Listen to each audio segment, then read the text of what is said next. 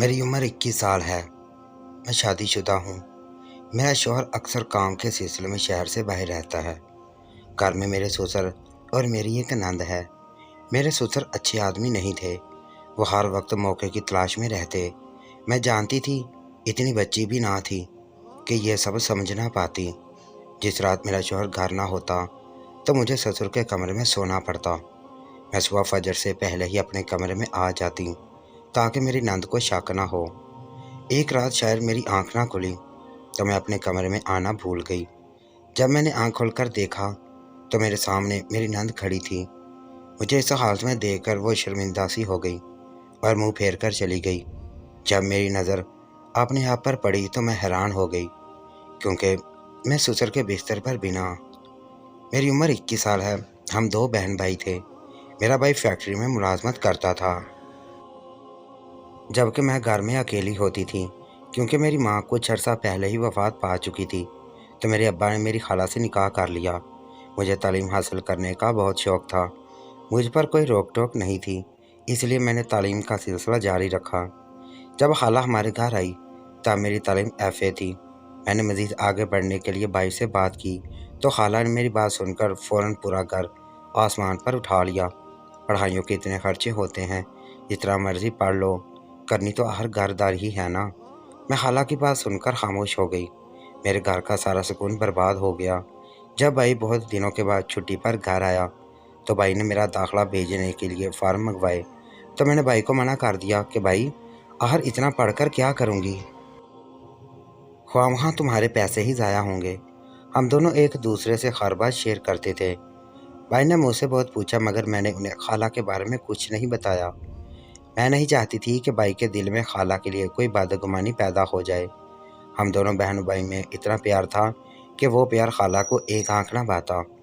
उन्हीं दिनों साथ वाले शहर से मेरे लिए एक रिश्ता आया। लड़के की शहर में अच्छी नौकरी थी और वो बहुत ही शरीफ था। मेरी खाला को रिश्ता पसंद आया और उन्होंने फ़ौरन हाँ कर दी। खाला तो पहले ही मुझसे जान छुड़वाना चाहती थी।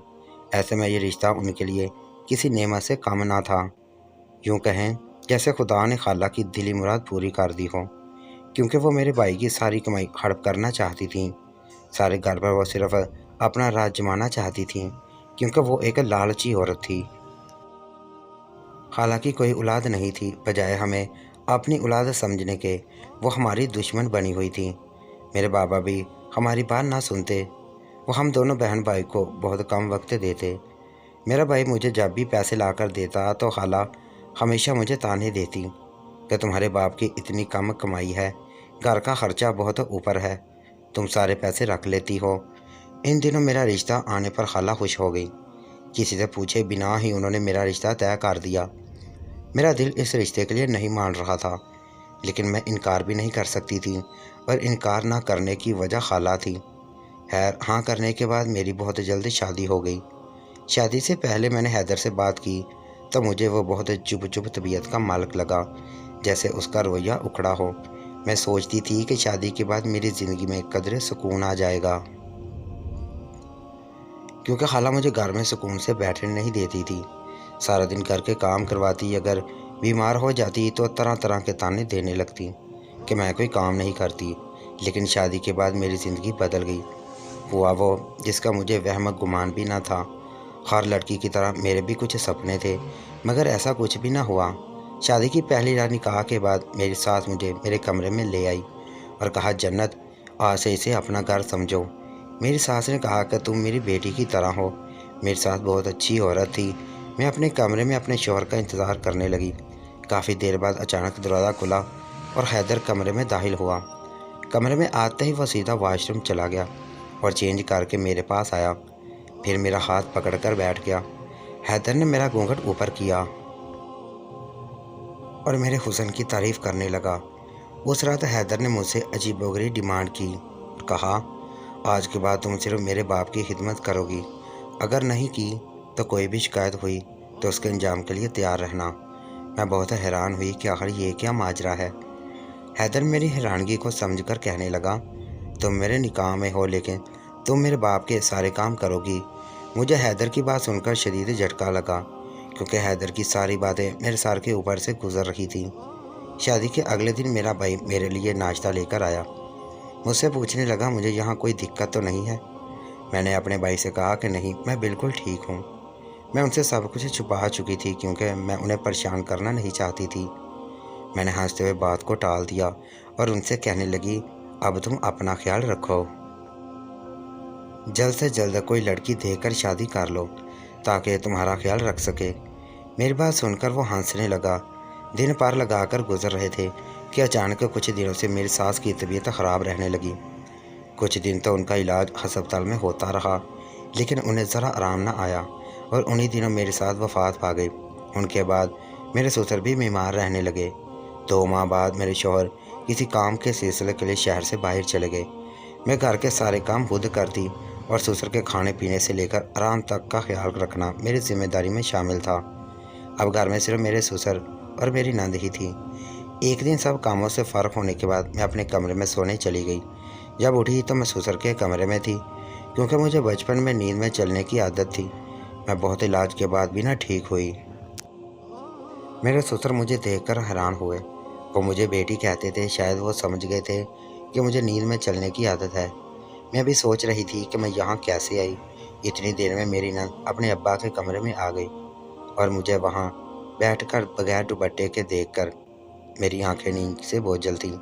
میں وہاں سے نہ اٹھی تو اسی حالت میں میری نند وہاں آ گئی اور مجھے دیکھ کر چیخنے چلانے لگی کہ میں نے یہ کیا کر دیا، سسر کے کمرے میں کیوں سوئی؟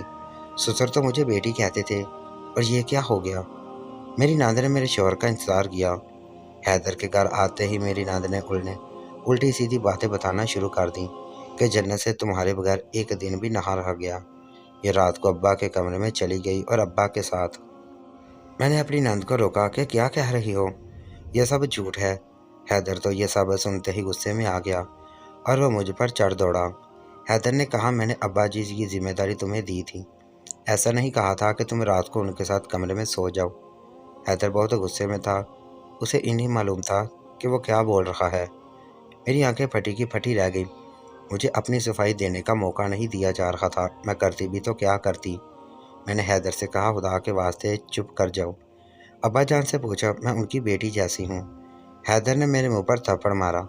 میرے آنسو جاری ہو گئے۔ پھر اس نے میرے بھائی کو فون کر دیا کہ وہ فوراً یہاں پہنچے۔ میرا بھائی بیچارہ ڈر گیا اور پوچھتا رہا کہ کیا ہوا ہے، مگر حیدر کے کام جیسے بہرے ہو گئے تھے۔ اچانک کیوں بلایا جا رہا ہے؟ حیدر نے میرے بھائی کو اتنی دور سے بلایا۔ ڈر کے مارے وہ اسی وقت گھر سے نکل گیا۔ سب لوگ غصے میں تھے۔ میں نے اپنے سسر سے کہا، آپ تو میرے ابا ہیں، میں آپ کا ہر کام ابا سمجھ کر کرتی۔ آپ حیدر کو سمجھائیں کہ مجھے نیند میں چلنے کی عادت ہے۔ پر حیدر نے ابا کی بھی کسی بات کا یقین نہ کیا۔ رات کے 9 بج رہے تھے تب میرا بھائی میرے سسرال آیا اور حیدر سے کہا کہ اپنی بد کردار بہن کو ہمارے گھر سے لے جاؤ، میں اسے نہیں رکھ سکتا اپنے گھر۔ میں نے اسے شادی والی رات کہا تھا کہ میرے ابا کا خیال رکھنا، ان کی ہر ضرورت کو پوری کرنا۔ میرے کہنے کا یہ مطلب تھا کہ ان کے کھانے پینے کا خیال رکھنا، چھوٹی چھوٹی ضرورت کو پورا کرنا، مگر یہ نہیں کہا تھا کہ جب میں شہر سے باہر جاؤں تو ان کے ساتھ ان کے کمرے میں رات کو۔ چھی چھی چھی، مجھے گن آ رہی ہے جنت پر۔ مجھے پتہ نہیں تھا کہ یہ اتنے بڑے کردار کی مالک ہے۔ بنا سچ جانے وہ میری ذات پر کچرا اچھالتا رہا، مجھ پر الزام لگاتا رہا اور میں خاموش بت بنی سب تماشا دیکھ رہی تھی۔ میرا جی چاہ رہا تھا کہ زمین پھٹے اور میں اس میں دھنس جاؤں۔ دوسری طرف میرا بھائی جو تھا وہ حیران پریشان حیدر کی باتیں سنتا رہا۔ اتنے الزام پر وہ برداشت نہ کر سکا اور چیخ پڑا۔ اس نے کہا، حیدر بھائی بس کرو، یہ کیا گندے الزام لگائے جا رہے ہو میری بہن پر؟ اس سے پوچھا ہے کہ وہ کیوں آپ کے ابا کے کمرے میں گئی؟ وہ چھوٹی تھی، تب سے اسے نیند میں چلنے کی بیماری تھی۔ ہم نے اس کا بہت علاج کرایا پر یہ ٹھیک نہیں ہوئی۔ میں قسم کھا کر کہتا ہوں میری بہن بری نہیں ہے، یہ پاک دامن ہے اور آپ اسے اپنی صفائی کا موقع نہیں دے رہے۔ آپ کو میری بہن پہ شک ہے تو آپ اپنے ابا سے کیوں نہیں پوچھتے میری بہن نے ان کے ساتھ کیا کیا، یا آپ کے ابا نے میری بہن کے ساتھ کیا کیا؟ اتنا بڑا الزام لگانے سے پہلے اللہ سے بھی نہیں ڈرے آپ؟ کیوں حیدر بھائی، آپ کو تو میری بہن اچھی لگتی تھی، اب آپ خود اپنی بہن کی جھوٹی بات پر یقین کر بیٹھے۔